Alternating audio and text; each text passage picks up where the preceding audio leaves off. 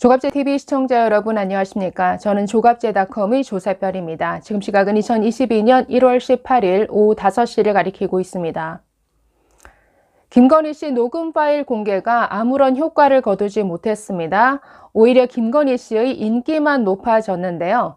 자, 그러다 보니 여권은 또 프레임을 바꿔서 공세를 펴고 있습니다. 바로 무속인 프레임을 들고 나왔죠. 국민의힘 선대위에 무속인이 있더라 라고 하면서 마치 그 무속인이 중요 직책이라도 맡고 있는 것처럼, 또는 그 무속인이 마치 모든 인사를 좌지우지하기라도 하는 것처럼 이렇게 과장하고 왜곡해서 공세를 펼치고 있습니다.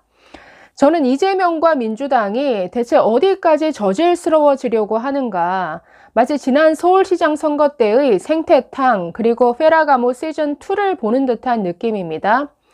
자, 이에 대해서 하태경 국민의힘 의원이 이건 완전히 내로남불이다 라고 하면서 비판에 나섰는데요. 이재명 선대위에도 임명장까지 받은 무속인이 있더라. 그리고 지난 19대 대선 때는 문재인 캠프에서 구판까지 벌이지 않았느냐. 자, 이렇게 비판하고 나섰습니다. 자, 하태경 의원 오늘 페이스북에 이런 글을 올렸습니다. 한번 같이 보겠습니다. 자, 기자들 문의가 많아서 오늘 아침 BBS 방송 인터뷰 근거 자료를 공개합니다. 민주당은 내로남불식 억지 비방을 중단하십시오. 지난 19대 대선 당시 민주당은 중앙선대위 산하에 국민공동체 특별위원회를 구성했고, 한 무속인은 본인이 전국 무속인 위원장으로 임명됐다며 임명장까지 공개했습니다. 자, 이후 문재인 대통령은 이분을 평통 자문위원으로 위촉하고 표창장까지 수여했습니다. 지난 18대 대선에서 문재인 시민 캠프는 문재인 후보의 당선 기원 굿까지 지낸 바 있습니다. 나아가 현 민주당 이재명 선대위에서도 지난 4일 무속인들에게 선대위 종교본부 임명장을 발급했습니다. 이재명 후보 역시 작년 7월 11일 황교익 TV에 출연해서 지금 사주를 보면 진짜 잘 나온다. 지금 대선 후보 중에서 제일이다 라며 자랑까지 하신 바 있습니다. 이것을 비난하려는 것이 아닙니다. 다만 민주당은 내로남불식 억지 비방을 멈추라는 겁니다. 지금은 코로나19와 양극화로 고통받는 국민들에게 무엇이 더 나은 정책인지 치열하게 경쟁을 할 때입니다.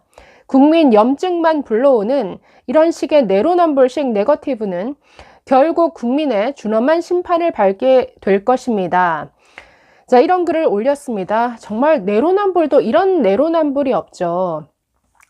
자, 이재명 후보는 경기도지사로 있으면서 산하 기관 중에 경기문화재단이 있습니다. 이 재단 기관장에 무속인이 아니라 역술인이다, 명리학을 공부하는 사람이다 라고 하는데, 어쨌든 역술인을 기관장까지 앉힌 바 있습니다. 자, 사진 한번 같이 보실까요? 바로 저 사람인데 강헌이라는 사람입니다. 자, 현재도 경기도 산하 기관인 경기문화재단의 대표이사직을 그대로 유지하고 있습니다. 명리학을 공부했다라고 하는데 상류 계층 인사들 그리고 여러 정치인들의 사주를 봐줬다라고 합니다. 사주풀이와 관련된 여러 책을 쓰기도 했다는데, 자, 어쨌든 저런 역술인도 기관장까지 맡고 있습니다. 그런데 아니, 일개 무속인이 선대위에 무슨 중요 직책도 아니고 선대위에 있는 수많은 그 보직 가운데 한 자리 맡고 있다라고 해서 뭐가 그렇게 문제가 됩니까? 아니, 선대위에 무속인이 있는 건 안 되고 스님이나 목사나 수녀나 신부 이런 사람들이 있는 건 상관없습니까?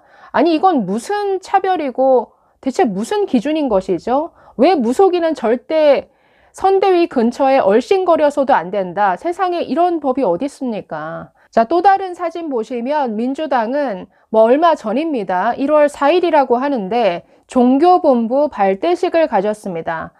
보니까 대한민국 대전환 선거대책위원회 4050위원회 종교본부 발대식, 임명장 수여식, 자, 이렇게 되어 있습니다.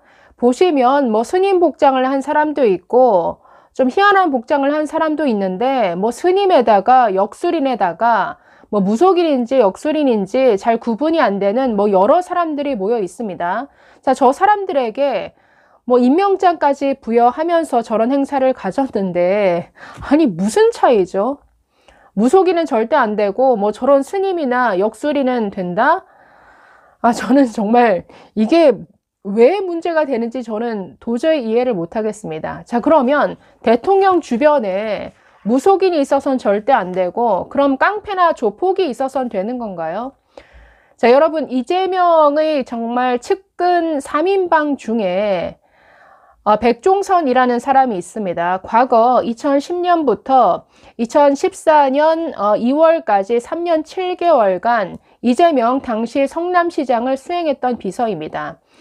이 사람이 과거에 한 일들, 각종 뭐 협박과 욕설, 그리고 폭행, 결국 뭐 버스 회사에서 뇌물을 받아서 구속되고 감옥까지 갔는데, 이 사람이 한 행태를 보면 정말 이건 조폭도 이런 조폭이 없습니다. 한번 보실까요?